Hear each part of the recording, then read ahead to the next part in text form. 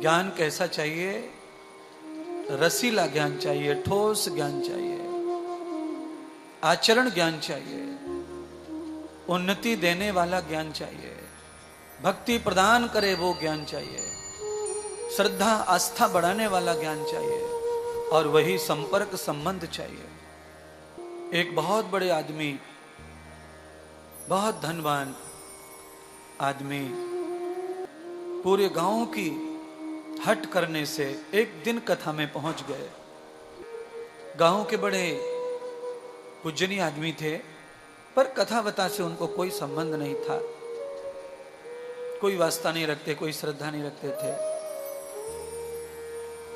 जब कथा में आगमन हुआ उनका, तो पूरी पब्लिक ने रास्ता दिया उनको और आगे आकर के सोफा पर बिठाया, और सारी जनता ने उनसे कहा, आइए आइए, बैठिए।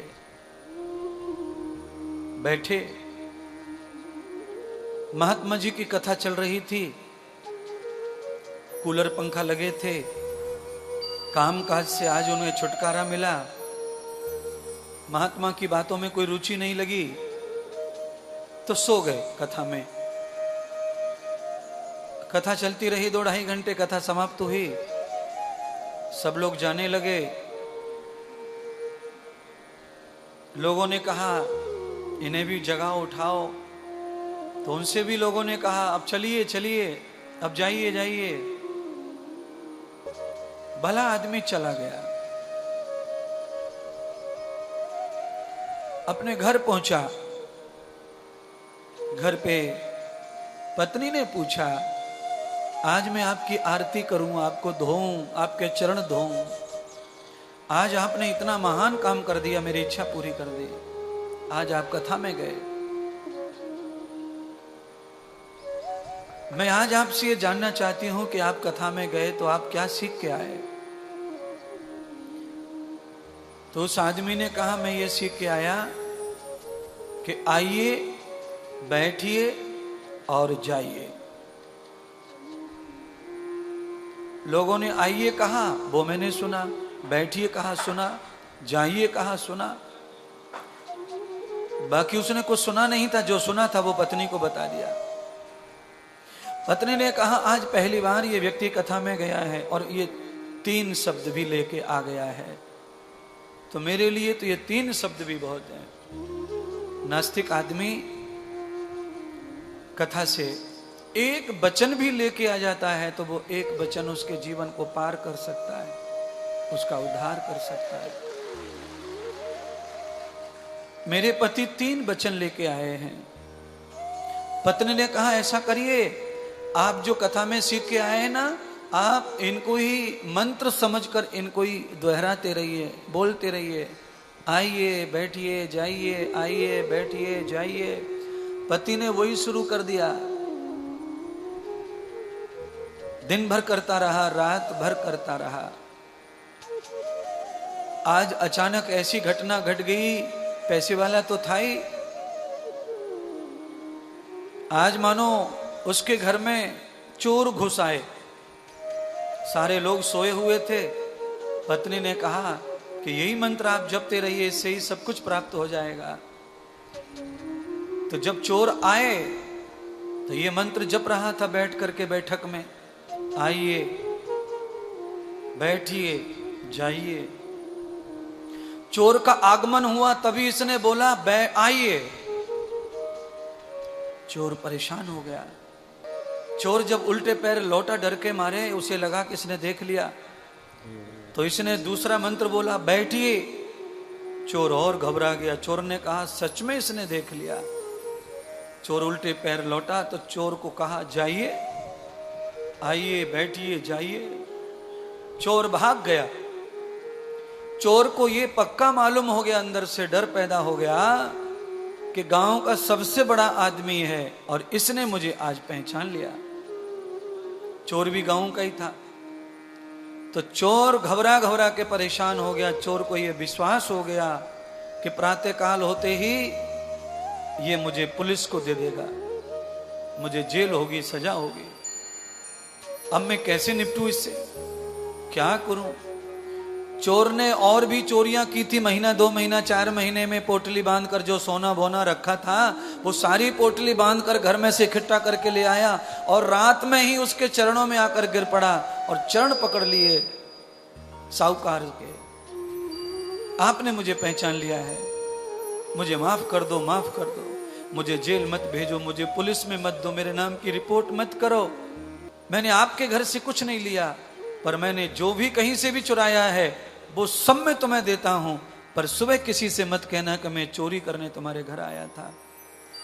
साहूकार कहने लगा, भाई मैंने तुझे देखा नहीं, मैं तुझे जानता नहीं, मेरे घर कोई चोर आया नहीं, तू ये सब क्यों कह रहा है? बस आप ये रख लो, मेरा नाम मत लेना। सुबह चोर चला गया। सुबह जब पत्नी आई, उसने सारी कथा अपनी पत्नी को बताई। देखो बिस्तर पे इतना सोना चांदी रखा है। पत्नी ने कहा, ये कहां से आया है? तो कहा, अभी अभी कोई आदमी आया था, वो सब जबरदस्ती डाल के गया है, और वो ये कह रहा था कि सुबह मेरा नाम मत किसी को बता देना, मेरे नाम की FIR मत कर देना, मुझे पकड़वा मत देना, मैंने सब धन आपको दे रहा हूं। पत्नी ने अपने पति से कहा, स्वामी आप जिंदगी में पहली बार कथा में गए और वहां से 3 वचन लेके आए, और उन 3 वचनों का आपने पालन किया, जाप किया, और उस पालन और जाप करने से आपको तो कथा 1 दिन में ही सिद्ध हो गई, और उस सिद्धि का फल यह है कि आपको इतना सारा धन प्राप्त हो गया।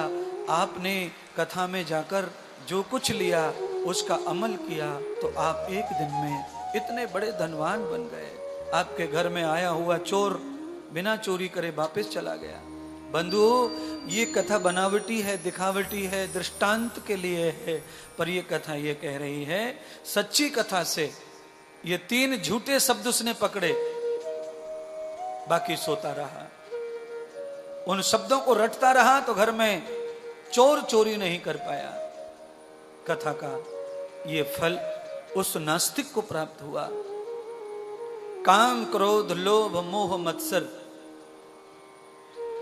ये चोर हमारी काया की हवेली में डाका डालने के लिए हर समय घूम रहे हैं, और इन चोरों को अपनी काया की हवेली से अगर धन चुराने नहीं देना चाहते हो तो आइए अधिक मास में शिव कथा को श्रवण करके इनके कुछ वचनों को अपने जीवन में घर जाकर के मंत्र समझकर आचरण करो, जिससे कि काया की हवेली में चोर चोरी ना कर सके, और तुम्हारी ये जो काया के अंदर विराजमान संपत्ति है, जो देव बैठे, जो आनंद बैठा है, वो जाए ना तुमसे। हमेशा वो आनंद तुम्हें प्राप्त हो जो तुम्हारे अंदर विराजमान है।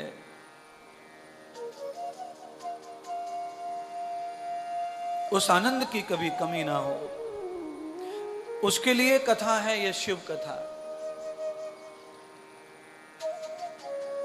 अभी हरि चेतनानंद जी श्लोक ने गा रहे थे, कर्पूर गौरम करुणावतारम संसार सारम भुजगेंद्रहारम सदा वसंतम हृदयारविंदे भवम भवामी सहितम नमामि। भगवान शंकर के लिए श्लोक है, कर्पूर गौरम करुणा, गौर वर्ण करुणा के सागर दया निधि कृपा सिंधु परमात्मा भोलेनाथ, सारे संसार का सार है भगवान शिव।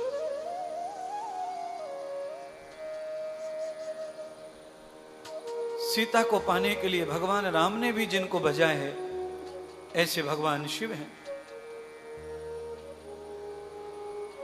समय आने पर भगवान श्री कृष्ण ने भी जिनका आह्वान किया है विष पीने के लिए, ऐसे भगवान विष पीने वाले भगवान नीलकंठ हैं, भगवान महादेव हैं।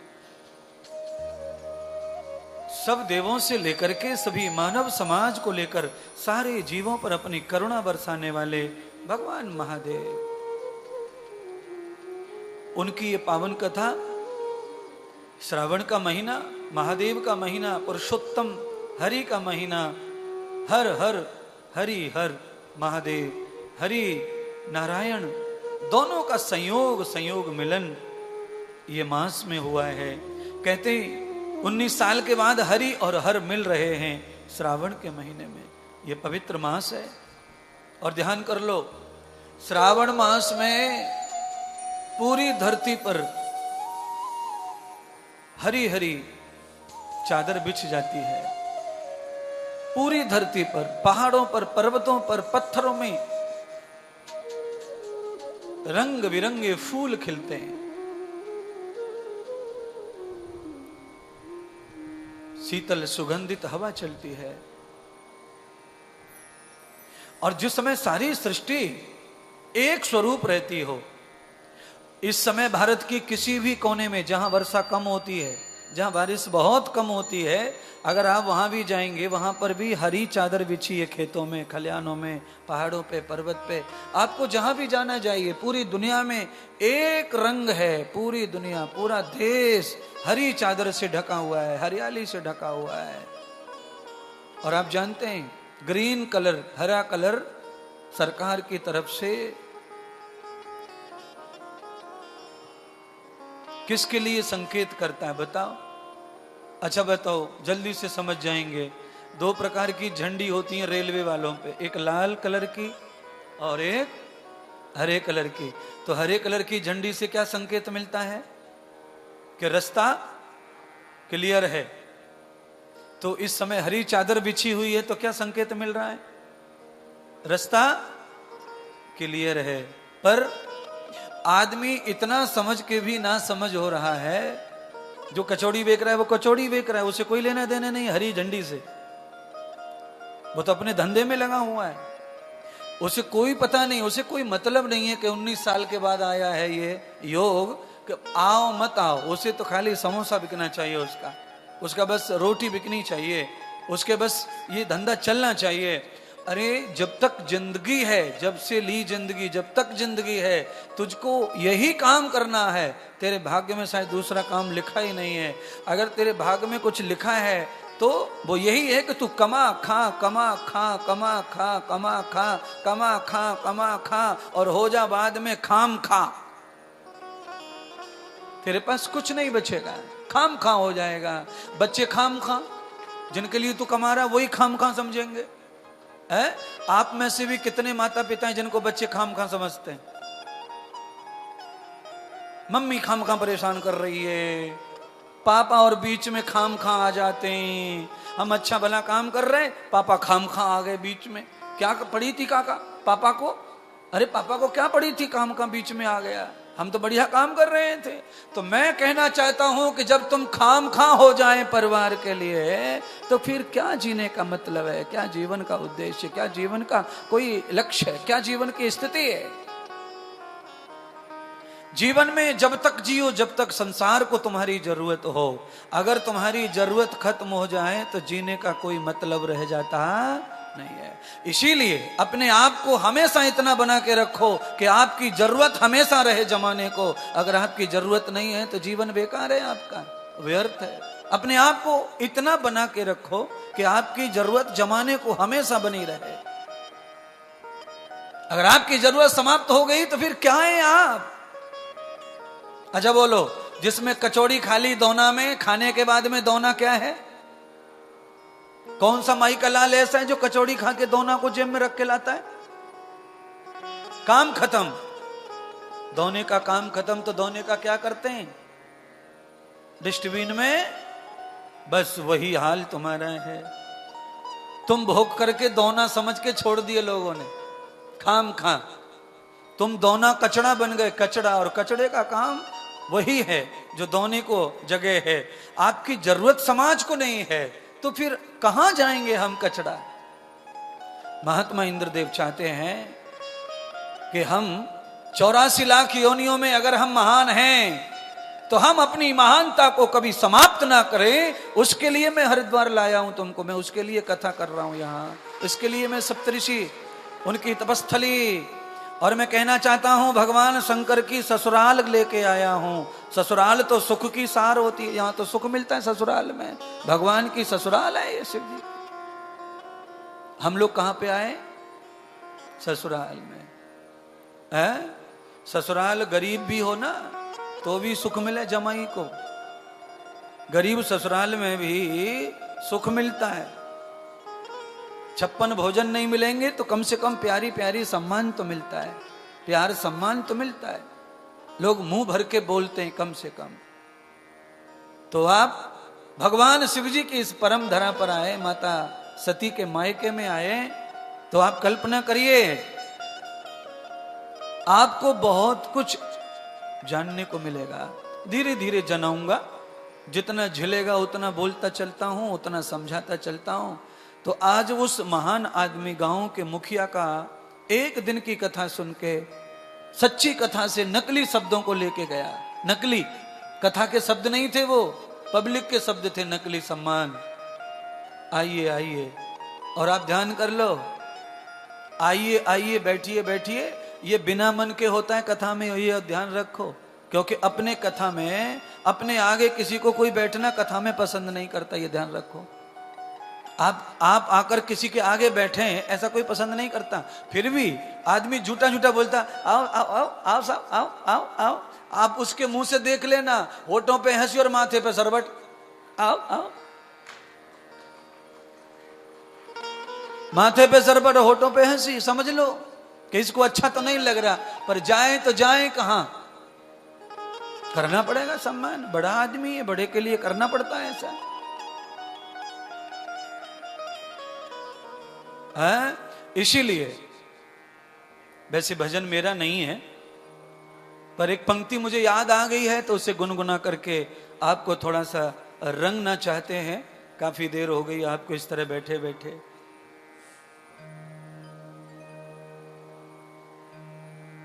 बोलिए, चित्रकूट के घाट पे और भई संतन की भीड़, तुलसीदास चंदन घिसे तिलक करत रघुबीर। मध्य प्रदेश के एक बहुत बड़े गायक हैं, उनका ही भजन है, उन्होंने लिखा है। आपके जीवन में कभी ये भाव आए तो इस भजन को गाना जरूर, भाव का भजन है।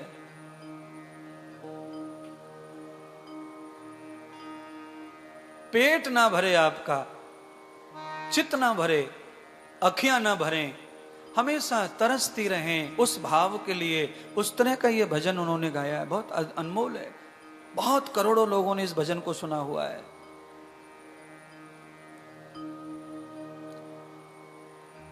जरा देर ठहरो राम, तमन्ना यही है। लाला जरा बनाना इसको।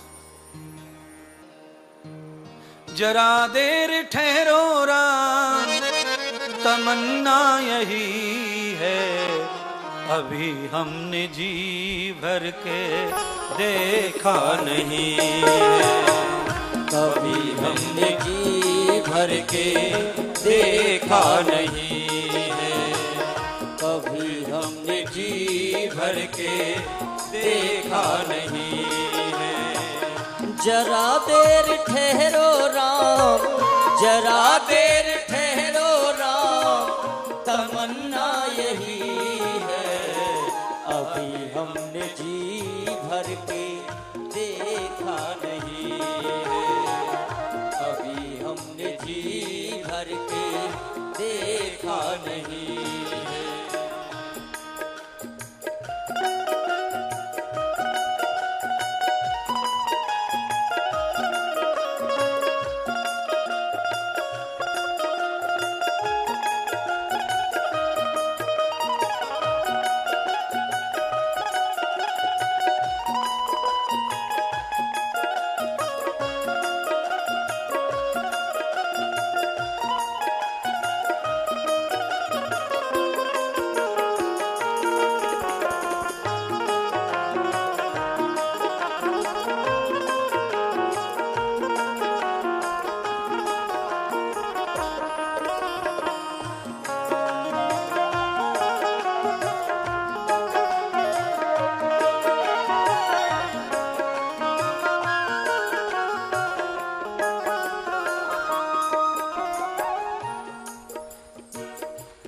कितना भाव लिखा है इस भजन में।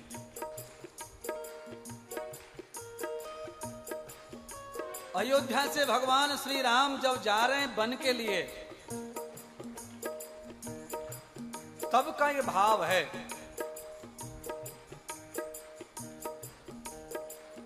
इस भाव में मैं अपनी तरफ से संस्कृत जोड़ना चाहता हूं। यथ प्रणेताम मनोरभावम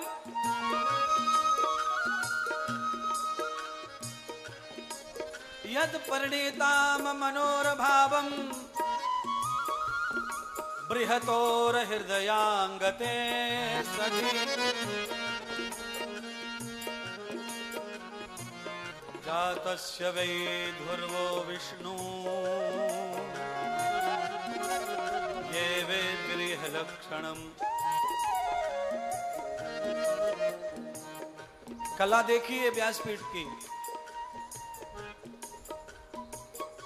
इसी भजन के साथ में मैं एक फिल्मी गीत को, 2 लाइन है फिल्मी गीत की, उसकी जोड़ना चाहता हूं।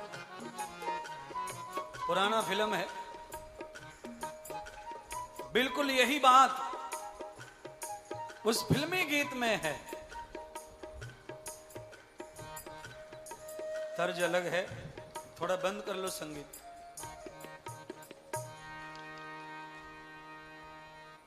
फिल्मी गीत क्या है? तुमने किसी की जान को जाते हुए देखा है, वो देखो मुझसे रूठ कर मेरी जान जा रही। वो मुझसे देखो रूठ कर मेरी जान जा रही। वो मुझसे देखो रूठ कर मेरी जान जा रही। जरा देर ठहरो राम, जरा देर ठहरो राम, तमन्ना यही है अभी हमने जी भर के देखा नहीं है। अभी हमने जी भर के देखा नहीं है। अभी हमने जी भर के देखा नहीं है।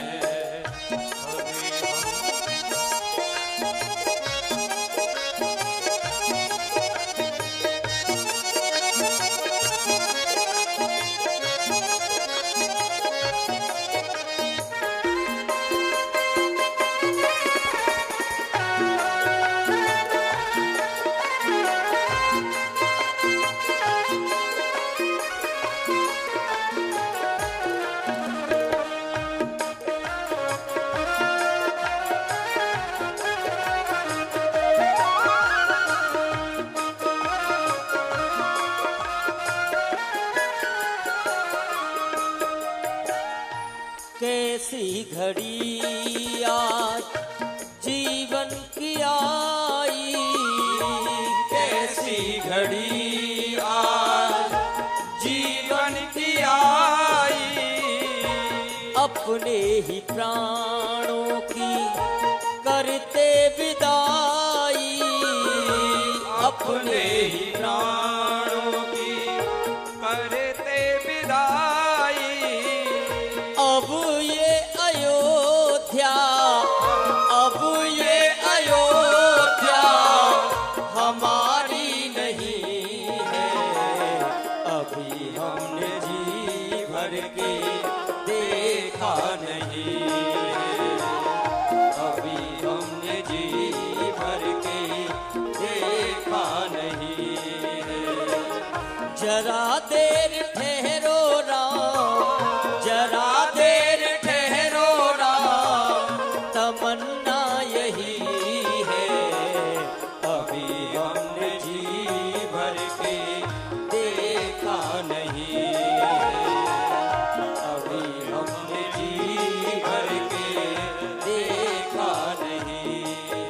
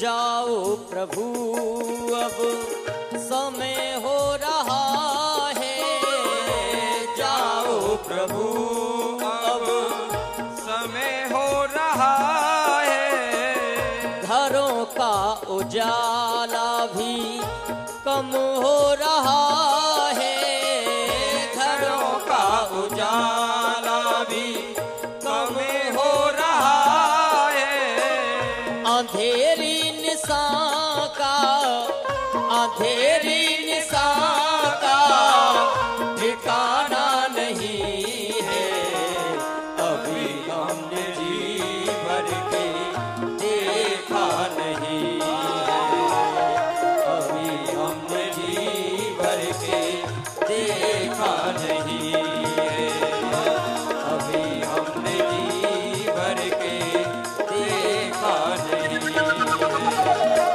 अभी हमने जी भर के देखा नहीं है। जरा देर ठहरो राम, जरा देर ठहरो राम, तमन्ना यही है, अभी हमने जी भर के देखा नहीं है, अभी हमने जी भर के देखा नहीं है, अभी हमने जी भर के देखा नहीं है, अभी हमने जी भर के देखा नहीं है। हर हर महादेव।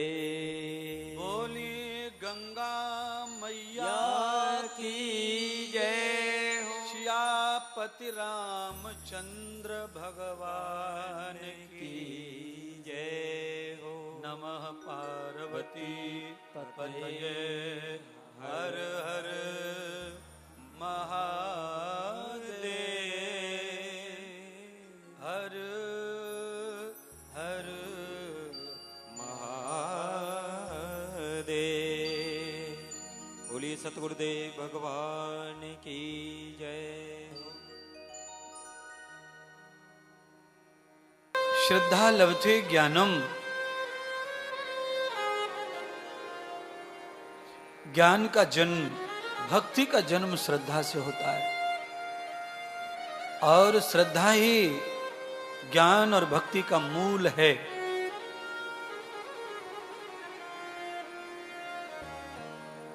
भक्ति रूपी गाड़ी में जब हम बैठ जाते हैं तो श्रद्धा रूपी सीट चाहिए। लक्ष्य की प्राप्ति होगी,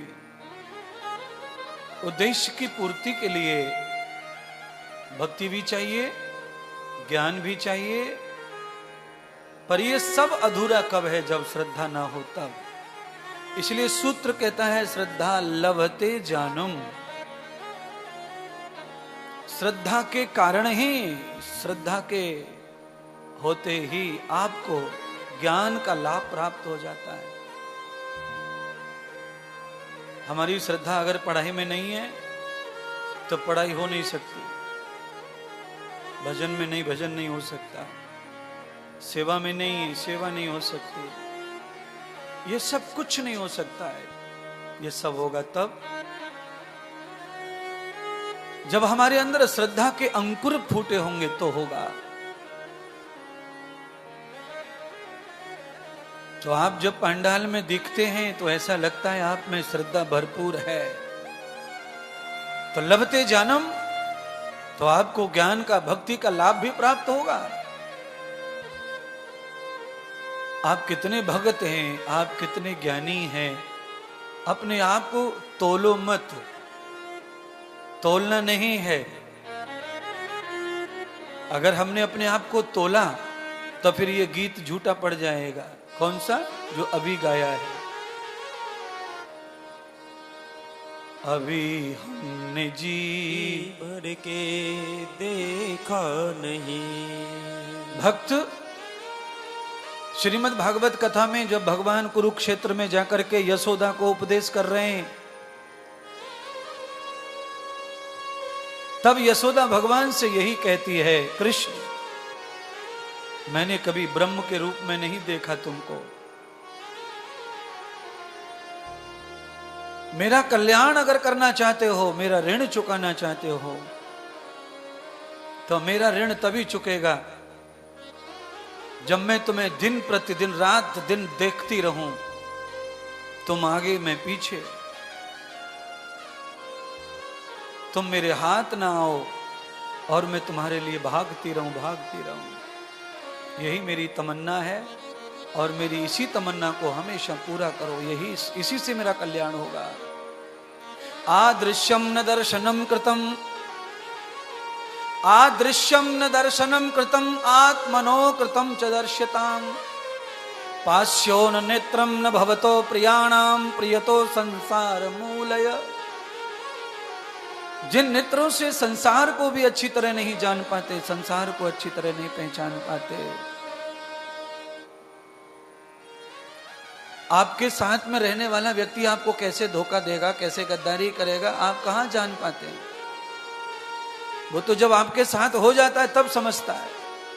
आपके साथ ये होने वाला है, ये व्यक्ति करेगा, ये आपको समझता नहीं है। यह दृश्यम पश्यम नेत्रो न संसारम गति। इसीलिए इन आंखों से संसार में गति नहीं हो सकती है किसी की, इन आंखों से, क्योंकि संसार में इस आंख से सब कुछ नहीं समझ में आता है। अरे सामने से गाड़ी दिखाई दे रही है, ट्रक दिखाई दे रहा है, आदमी दिखाई दे रहा है, तो भी एक्सीडेंट हो रहा है, देख के भी आदमी टकरा रहा है, ठुक रहा है, मर रहा है।